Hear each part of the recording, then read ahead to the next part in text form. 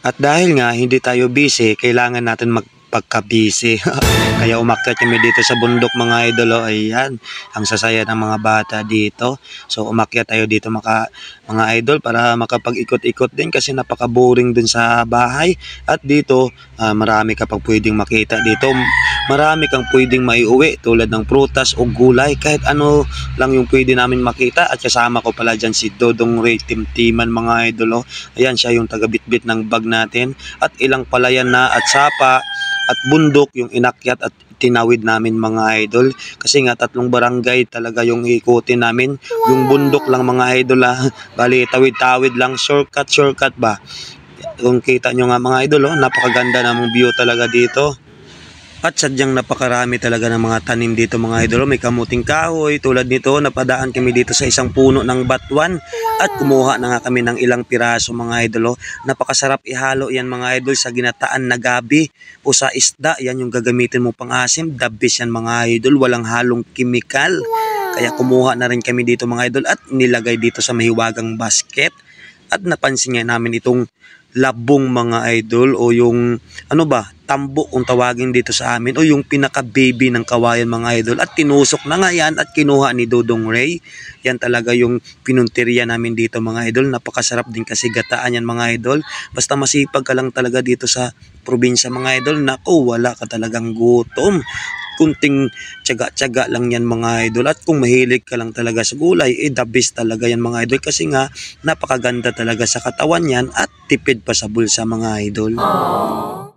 Habang kumukuha nga si Dodong Ray ng labong mga idol, tayo, ayan, ini-enjoy natin yung tanawin at yung napakasariwang hangin mga idol. Oh. Grabe, ang ganda ng view dito. Ayan. The best talaga mamasyal dito mga idol. Kahit gaano kasikat yung araw o yung napakainit ng araw, ibawing-bawi naman sa napakalamig at preskong hangin dito sa bundok.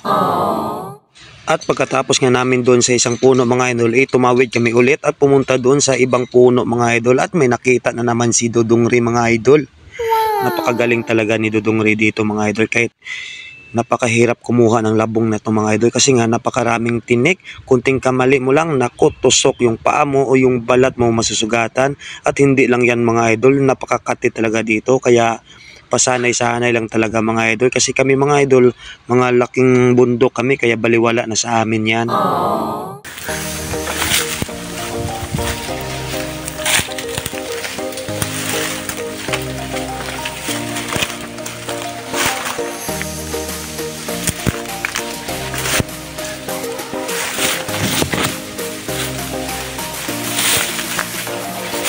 Ayos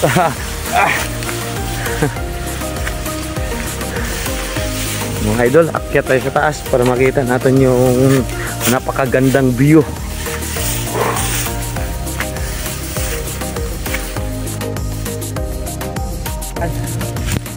Dito na kami sa tuktok mga idol. Oh.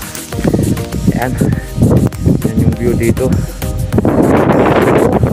Mainit lang yung araw mga idol pero yung hangin napakalamig, fresh na fresh dito kami sa tuktok.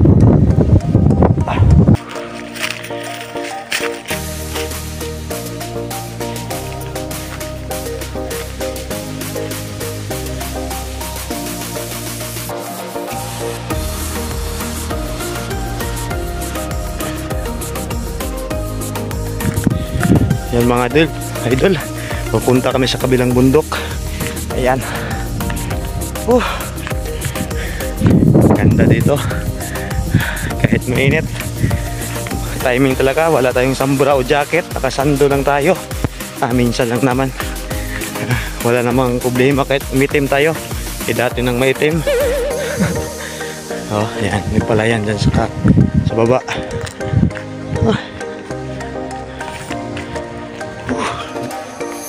Doon sa tuktok mga idol, may bahay pa doon.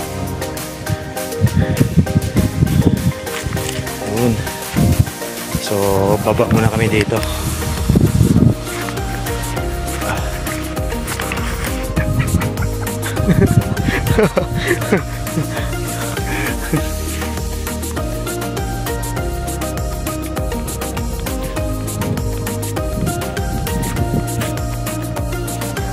Mga idol, Oh.